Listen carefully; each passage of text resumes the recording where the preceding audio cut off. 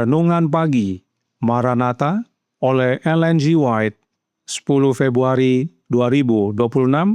Mari kita berdoa. Bapa kami yang di sorga, Allah pencipta langit dan bumi, laut dan segala isinya, Allah yang maha besar, maha kuasa, sumber segalanya, yang kami sembah selalu melalui anak-Mu yang tunggal, Yesus Kristus. Terpujilah Yesus anak Allah yang maha tinggi, yang adalah pokok anggur yang benar bagi kami. Pada pagi hari ini kami bersyukur boleh bangun dan berbakti dan sebagaimana membaca dan mendengarkan nasihat firman-Mu, kiranya ini menjadi pembaharuan bagi kami semua untuk menyelidiki hati kami masing-masing.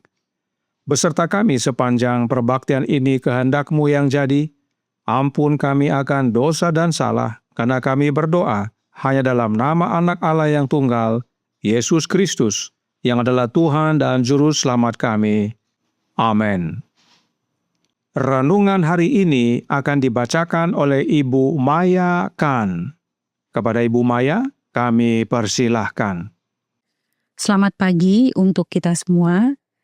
Bacaan renungan pagi kita pada hari ini, hari Selasa, tanggal 10 Februari tahun 2026, berjudul Selidikilah Hatimu Sendiri.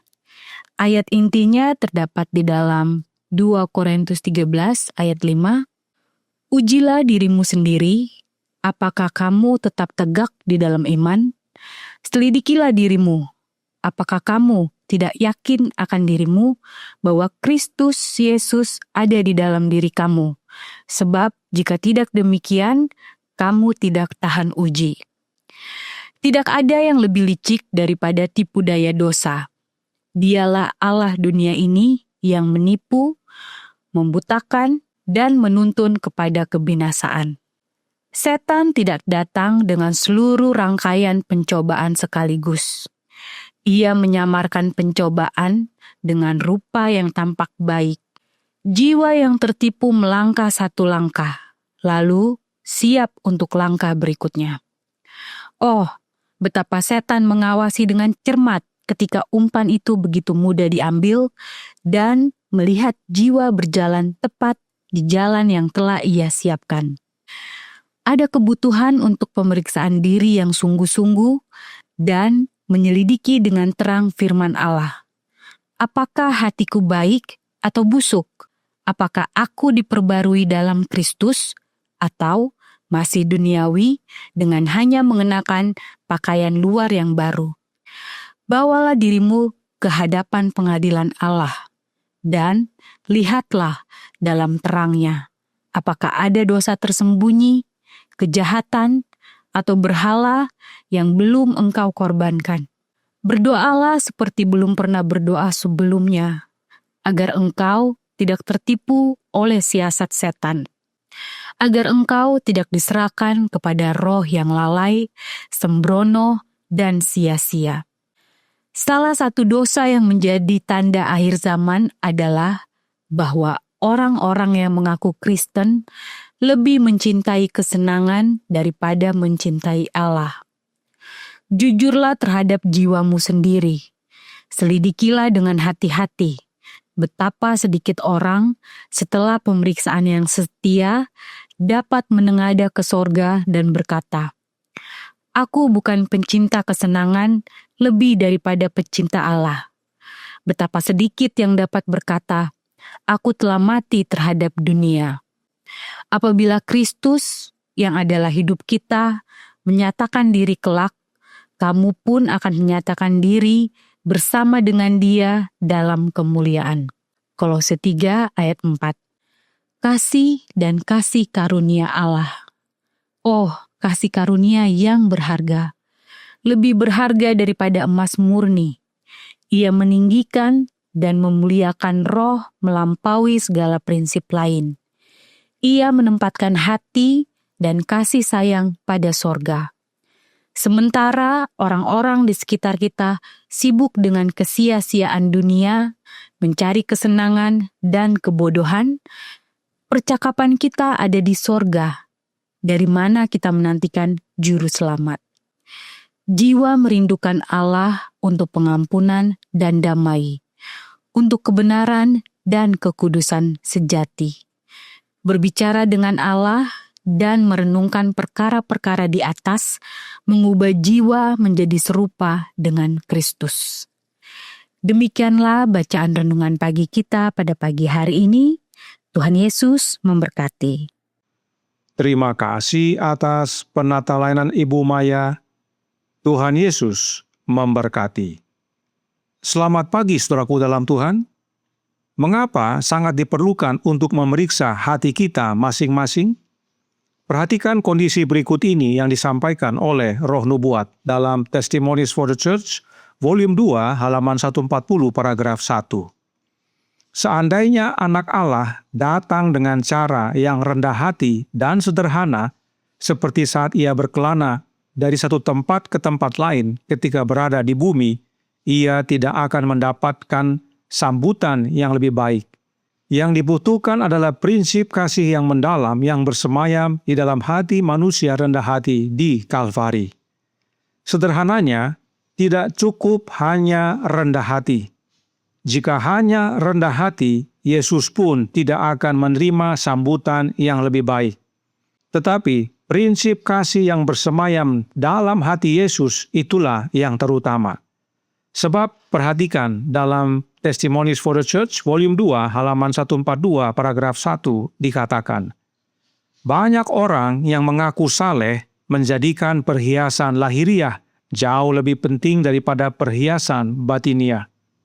Artinya, sikap rendah hati itu bisa saja hanya tampilan luar, tetapi di dalam sebenarnya tidak demikian. Namun, orang lebih andalkan tampilan luar dibandingkan kondisi hatinya. Roh Nubuat tambahkan dalam The Review and Herald, tanggal 11 Mei 1886, paragraf 2. Hati yang egois mungkin melakukan tindakan murah hati, mengakui kebenaran saat ini, dan mengekspresikan kerendahan hati dan kasih sayang secara lahiriah dengan motif yang menipu dan tidak murni. Dan upaya serta tindakan yang mengalir darinya mungkin tidak memiliki citra rasa kehidupan dan buah-buah kesucian sejati karena tidak memiliki prinsip-prinsip kasih yang murni. Orang yang mementingkan diri bisa saja melakukan tindakan murah hati, tetapi itu hanya tampilan luar. Di dalam sebenarnya dia tetap egois. Motifnya tidak murni, sebab prinsip kasihnya tidak murni. Lalu apa solusinya? Masih dalam paragraf yang sama dikatakan, kasih harus dipupuk. Kasih perlu dipelihara karena pengaruhnya ilahi. Inilah solusinya, dan karena kasih itu pengaruhnya ilahi, maka kasih yang dimaksudkan adalah kasih ilahi. Inilah pentingnya kita selidiki hati kita masing-masing. Prinsip kasih yang mana yang berkuasa dalam hati kita? Renungan pagi hari ini berkata dalam Maranatha halaman 49 paragraf 3. Ada kebutuhan untuk pemeriksaan diri yang sungguh-sungguh dan menyelidiki dengan terang firman Allah. Apakah hatiku baik atau busuk? Apakah aku diperbaharui dalam Kristus? Atau masih duniawi dengan hanya mengenakan pakaian luar yang baru? Bawalah dirimu ke hadapan pengadilan Allah, dan lihatlah dalam terangnya apakah ada dosa tersembunyi, kejahatan atau berhala yang belum engkau korbankan. Berdoalah seperti belum pernah berdoa sebelumnya, agar engkau tidak tertipu oleh siasat setan, agar engkau tidak diserahkan kepada roh yang lalai, sembrono, dan sia-sia. Kita dihimbau untuk menyelidiki hati kita bukan dengan standar dunia, tetapi dengan terang firman Allah. Sebab Alkitab adalah alat uji kita. Karenanya, The Review and Herald tanggal 11 Mei tahun 1886 paragraf 4 berkata, kesejahteraan jiwamu dan kebahagiaan abadimu bergantung pada apakah dasar hidupmu dibangun pada Kristus. Itulah sebabnya ayat inti renungan pagi hari ini berkata, dalam 2 Korintus 13 ayat 5. Ujilah dirimu sendiri, apakah kamu tetap tegak di dalam iman. Selidikilah dirimu, apakah kamu tidak yakin akan dirimu bahwa Kristus Yesus ada di dalam diri kamu? Sebab jika tidak demikian, kamu tidak tahan uji. Kita uji hati kita, apakah Yesus yang ada di dalam hati kita atau yang lain?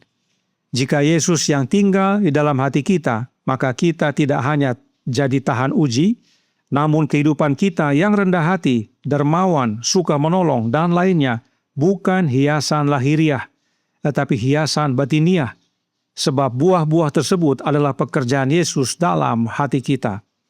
Karenanya Roh Nubuat berkata dalam The Review and Herald tanggal 11 Mei tahun 1886 paragraf 1. Kasih berasal dari Allah.